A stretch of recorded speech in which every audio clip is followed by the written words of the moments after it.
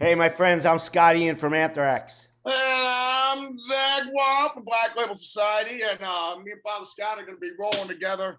Anthrax, Black Label Society, July 26th through August 28th. And right now, you're listening to me and Father Scott on Two for the Road on Consequence. And they thought we couldn't read. How about that? Yes, did it.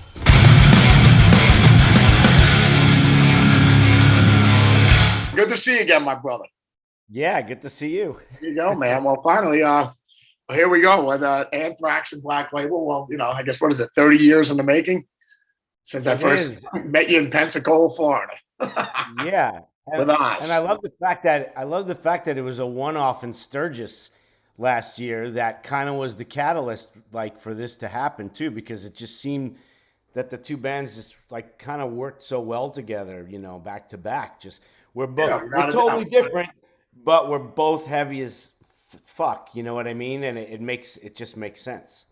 Yes, we both believe in pizza and the power of pizza. It brings us Yes, together, yes, especially New York pie. Well, here you go. Let me ask you this. So let's get to the important questions. sure. New York pie or New Jersey pie? And have you had this debate with any of your other buddies in New York and New Jersey?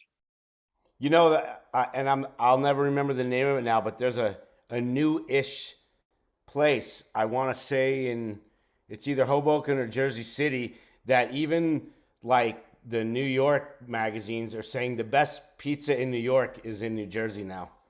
Wow. Wow, there you go. Yeah, As far as we roll, let's be real. It doesn't matter where we're at. It's like Charlie's Angels. Who you gonna, who you spending the night with? It's just win-win all over the place. There is no losing there. So right, I think right. it's good anywhere. But like JD and Philly, we always have these debates whether it's Joe and Pat's in Staten Island. JD's got Uh, Danino's, and I think there's what is it, those tavern or something like that. There's like a trifecta, and it's like we have to make the run each time. Like sure. to go to do the official Black Label taste testing to see who reigns supreme. You know what I mean? So once again, I think it's a Yeah. Charlie's Angel debate where you don't. It's win-win no matter what you do here. Yeah, I think when we play at Coney Island, we're near that place. Is it Tonono's or something? Which is I've never been, but it's supposed to be great. So we should all go. Yeah, without a doubt. Wherever the tour hits, that's what we should do. You mentioned Pensacola. The first time we met was Pensacola, Florida, in 1988. Yeah, I remember. Yeah, Father Milano was there. Billy was there. Wow. Yeah, I think Billy was there. That was the first time I met Billy. I Uh don't know huh. whether we were there or maybe we were at Brendan Byrne Arena. I'm not sure where Billy was, but I remember meeting Yeah. Billy because of you guys. You know Sure. what I Sure. mean? But yeah, it was just funny, man. And then I think I remember the funny thing, like when we were all rolling together. I think it was. I remember at that time Sebastian was playing with Skid Row at the time, and I remember Mark and the guys when they went to Brendan Byrne Arena meeting Sebastian. Yeah, again, but Yeah. but that's when I remember. He's like, oh wow, this is so cool. You're playing with Ozzy. You guys are doing Anthrax and Ozzy were doing arenas, and then it wasn't long after that, Sebastian playing with then they were going out with Bon Jovi and they're doing arenas and everything like that. So Sure. yeah, it was crazy. How you meet everybody, and it's a small world, man, without a doubt. Yeah. I know it's the biggest cliche, but those were the days. you No, know. it was a lot of fun, man. Very exciting. Yeah. But it's still Yeah. exciting now, because people always ask, though, they're just like, because I remember when they would ask Tony Iommi, with Lord Iommi, he's like, do you still get excited playing Paranoid or anything? And he goes, yeah.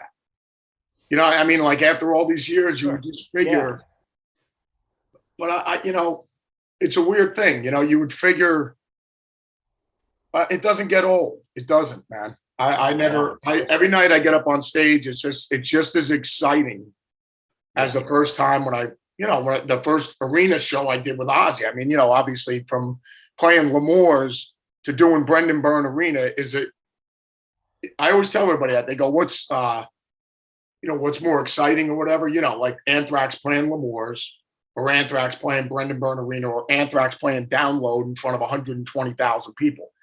It's like, I think if you ask any musician, as long as somebody shows up, it was like back in the day when we were playing keg parties at your friend's backyard parties, or I remember Ketchum's Kitchen. I remember we played at George Ketchum's Kitchen back in high school. We literally played the kitchen, bro. You're like, you're telling me to go over into the pantry. You're like, Zakk, give me a candy bar from the pantry, bro. It's like, I no problem. But I mean, nothing but good times, So I think as long as you're playing, I mean, it's all win-win. I mean, on that Ozzy tour, we had, look, first off, we'll just get the 800-pound gorilla out of the way. We're on fucking tour with Ozzy. I mean, we're a bunch of kids, and we walk into an arena every day because it was our first proper arena tour, and you see Ozzy Osbourne walking down the hallway. I mean, and he peeks his head in your dressing room and he says hello. It's like, what the it's just every day it blows your mind. And we had done just 2 years before that, in '86, we had gone out on this very short run. It was Black Sabbath, Wasp, and Anthrax. And but that was Sabbath, where Glenn Hughes was singing for 2 minutes.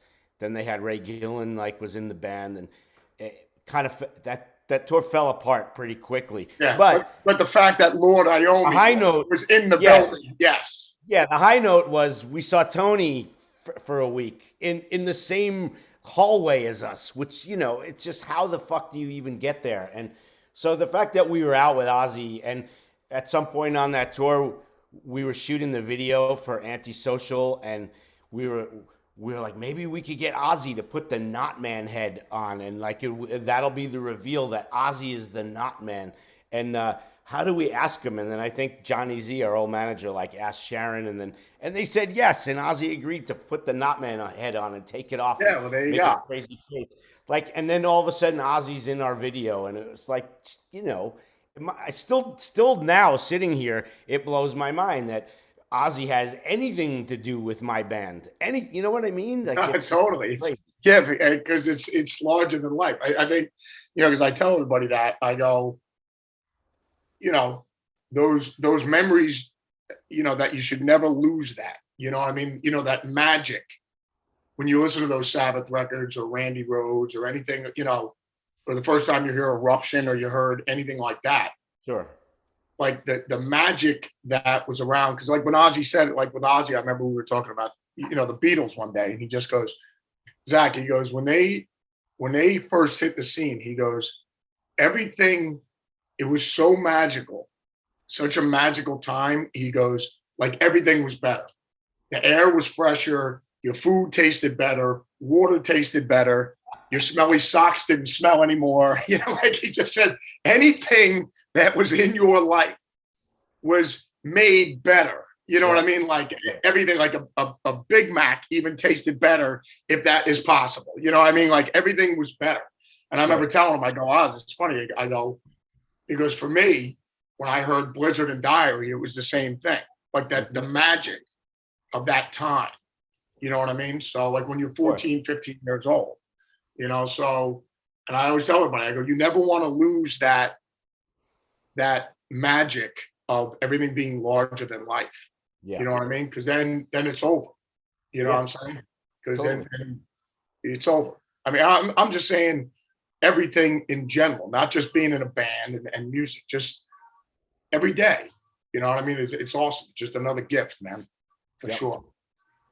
So I guess to answer that question, we first heard each other in 1988 totally, without a doubt. And I became a big fan of yours immediately, hearing your guitar playing and the way you filled that role as the lead guitar player with Ozzy, with an aggression and a passion to your playing that for me hadn't been there in a long time, and just felt like. And don't get me, I love Jake too, but you felt like the right guy at the right time.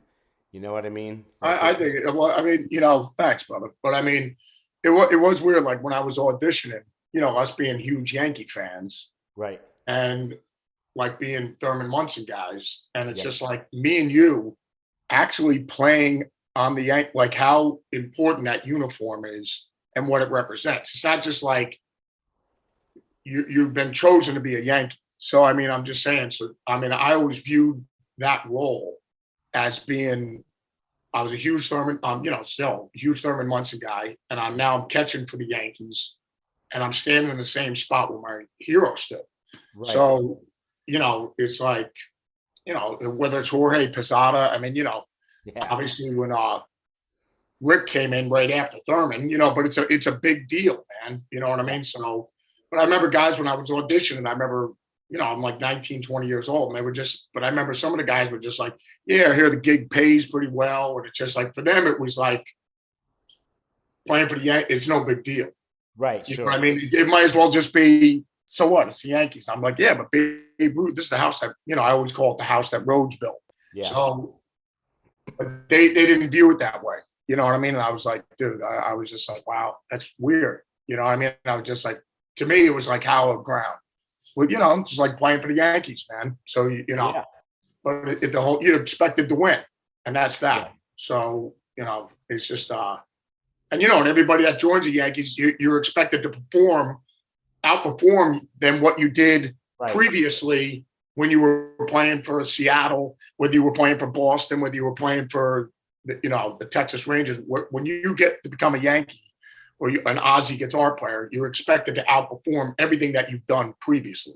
Right. Whatever you did for Pete Rose did for the Cincinnati Reds, for the Big Red Machine. If he became a Yankee, instead of having 3,000 hits, they're expecting him to have, 10,000 hits. You know what I'm saying? So yeah. You're playing in New York now. yeah, it's just a whole nother level of everything. But I mean, it's just yeah, no, totally, man. And I'm just saying, we were talking, me and JD were just talking about, us getting ready to roll. And I said I was going to be talking with Father Scott later on today. But yeah, and we were just talking about all our friends that we had known since meeting, when you guys were playing L'Amour's and now. And I'm saying, how many of our friends don't even play music anymore? I know. Or they're just out of it. I mean, I'm talking guys that we knew that were phenomenal musicians, amazing singers, great guitar players, amazing drummers, whatever. And they're just like, nah. I'm like, Scott, do you ever hear from Frank anymore? Where you're like, yeah, Zakk, he got married and I think he does this or that. He has his own business now doing this. I'm like, does he still play or whatever? And you're like, Zakk, he doesn't. Because I was like, man, I remember he had all these amazing Strats or Les Pauls. You're like, Zakk, he sold all. He still has like one guitar and he gets together every now and then and jams. I'm like, wow. But but the whole thing is, like you said, Anthrax never stopped. Right. You know what I'm saying? I mean, like after the push with Ozzy and everything like that, and then you guys had that ride on MTV, and then it's like after that, like if you guys would have just went away and instead of kept grinding and pounding away, then it goes away. I mean, I'm just saying, like after Ozzy, because I like, people go, oh, Zakk, you got any advice to give my, my son or my daughter or whatever about being a musician, right? And I'm like, either get in the van and start building your mom and pop shop now and build your Anthrax, build your Black Label, build your Soundgarden, build your Led Zeppelin, build your Sabbath, build your Fleetwood Mac, whatever it is you love. Because, I was talking the other day, I was in this other interview and I go, yeah, well, things are different now. And this, I go, but driven people, you cannot stop driven people. Right. What I'm saying is, like, if Arnold Schwarzenegger never became Arnold Schwarzenegger, the bodybuilder, Mr. Olympia and all that stuff, and then became a movie star and did all the action movies. If that never happened, if he owned a donut coffee shop in Austria, it would be the most popular donut coffee shop. Yes. He would be successful and have nice things. What I'm saying is, like, he wouldn't be going, Zakk, I refuse to be miserable. Right. Like driven people, you will have, like Jimmy Page looked at the success because he's the same age as the Stones and the Beatles. Sure. Now he was like a bird in a cage watching them fly around outside, going, I definitely want, I can taste that from here. Oh And yeah. I'm going to have that. Yeah. And, you know, and then he had to wait his turn, you know, because they made it in 62. Yeah. He just bid his time until he got the right guys around him. And then it was time for him to do, you know, after the Yardbirds, and he was like, all right, what am I going to do? Because I want some of that. Yeah. And actually, I'm going to figure it out. But I'm going to get, I will. I'm in the middle of the ocean right now, but I can't see land anywhere, and I don't have a compass, but I will find land. Yeah. You know what I mean? I'm just saying, because there was no quitting him. He was going to figure out how to make this. I'm going to will this thing to become successful. You know what I mean? Yeah. So that's Even what I'm no matter saying. how hard, They're the people, man. yeah, no matter how hard sometimes, you know, and I'll just specifically talk about being in the band, but you know, no matter how hard that grind was in the beginning or did become again later on at some point, to go back to what you said earlier, it never got old no matter what. Even like when it was suddenly the early 2000s and, you know, we had gone from here to here to here, you know what I mean?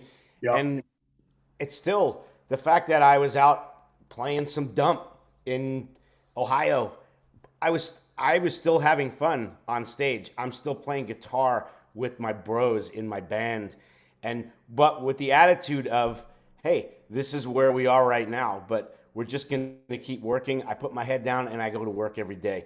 And you know what? I'm going to wake up one morning and maybe the office is going to get a little bit nicer. And that's, of course, what ended up happening a couple of years after that, you know, because Yeah. I don't want to go do anything else. It's what I love. It's all I love to do. So, you know, it never gets old. No, I agree. I mean, you know, because I was just talking about the, you know, the music business in general, you know, and they go, oh, well, how have things changed? Well, I go, yeah, it's definitely changed, but I go, and it always is evolving. You know what I mean? From when Ozzy started, and from watching Elvis to the Beatles, to when Sabbath hit, to when he had to start with Randy again, and then to where it's at now. You know what I mean? I'm just saying, like, uh, but I just go like this. I go, yeah, but like, I go, but when me and Scott were rolling, when Bon Jovi was the biggest thing on the planet, when Slippery When Wet hit, Sure. and I go, and from being from Jersey, like the whole thing is like this. It's like, if you didn't make it by the time you were 30 years old, had a record deal, the dream was over, bro. Right. No, it really was. It was like, Yeah. you could, like, might as well get a real job, you know. So, you know, as like something you're miserable and you can't stand, or, and you know, it's over. The dream's over. So I Yeah. mean, but I go nowadays, I go, we could put our stuff up on YouTube and start our own mom and pop shop Right. and start building the empire. Each day, put another brick on, another brick, another brick, another brick, and just keep building it. But I mean, which I think is great for like all bands, especially like the younger bands or anybody that, if you're not getting signed, you know what I mean? So it really is the truth, man. It's funny you mentioned Bon Jovi. I heard him on the Beatles channel on Sirius yesterday, being interviewed, and he talked about how in Jersey, in like the late '70s, you know, he was playing in cover band, and because he was talking about Alec, who passed recently, and he said that his cover band used to play at this club that Alec like used to book. So he said, so first he goes, Alec had enough, like he saw enough in me to even book my band at the time. He said, and then through Alec, that's how he met Tico and Richie, because I guess Alec was playing in another band with Richie. Yeah, I mean, I probably knew all the guys. Yeah, and Yeah, then it was Alec who told Richie and Tico, said, "There's this guy, John. He's got this band. I really think there's something going on with this guy, you know." And I guess they were already playing some originals at that point. And I think you should really come check this kid out. He's really got something going. And it was Alec, the bass player, who was actually like the pivot point that put that whole thing together. And John was saying how, you know, and I quickly realized it's already like you've already seen the success of Bruce. He goes, I'm in Jersey, and Bruce, you know, has already made it, and Southside Johnny has already made it. He goes, I've seen the impossible become possible. He goes, and I knew immediately I gotta stop playing cover songs if I don't start writing my own songs doing my own thing. It's never going to happen. He goes, and then Alec introduced me to Richie and Tico, and Yeah. yeah, that was it. Like you said, they were still grinding it out forever, opening for Judas Priest, getting booed Yeah. off the stage, Yeah. but you can't stop though, bro. You just got to keep plowing ahead. Yep. You know what I mean? So it really is the truth, man. I mean, like you said, whoever's going to put in the grind, Yes. that's who's like you even said, like with Metallica, when you did that behind the music thing or whatever, he said when they were eating the sandwich with it was just like a piece of bread and a piece of ham and cheese or whatever. No, it wasn't even bread. It was just bologna on your hand. Yeah. Exactly. That was the gourmet meal. Yep. Oh. And a cold piece of American cheese. I think I have a picture of Cliff somewhere with just bologna on hand. Yeah. It doesn't matter. You know what I mean? So, yeah, because like you said, you're doing what you love, and that's all that matters, man. Yep. But it's the truth. But anyways, man, yeah. So I'm definitely looking forward to to rolling with you and the fellas, though, man. It's gonna be. It's definitely. It's pretty awesome though that we ended up that we're doing this now. Finally, Yeah, it just also, to go out and get to see a band you like every night. And that's not to say other bands I've toured with I didn't like, but this is different. It's not often you get to go with a band that's, been around almost as long as you have. You know what I mean? Like, no, totally. And then now, I mean, we're all buds and everything. We've known each other forever. I mean, like you said, exactly. Since that first one with Ozzy back in '88. We actually have, because I don't know, this is going on a month or two ago already. Megadeth and Lamb of God were out, and I saw Randy from Lamb of God got sick, and they only canceled one show, and they had other dudes come in and sing, which I thought was like, oh, if you lose your singer, how can you possibly, and they had dudes from other bands come in and fill in for Randy, which I thought was pretty incredible until he was able to come back. So I called our manager and I said, we got to have understudies for the tour coming up with Black Label. We don't want to have to cancel anything. What if Father Joe goes down? Yeah.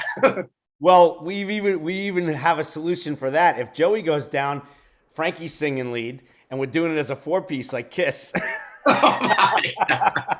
It would be like Van Halen if Michael Anthony just starts singing, right? I mean, exactly. But yeah, like because back in 2011, when I took off a few months when my son was born, and I had Andreas from Sepultura, he came and he filled in for me that whole time.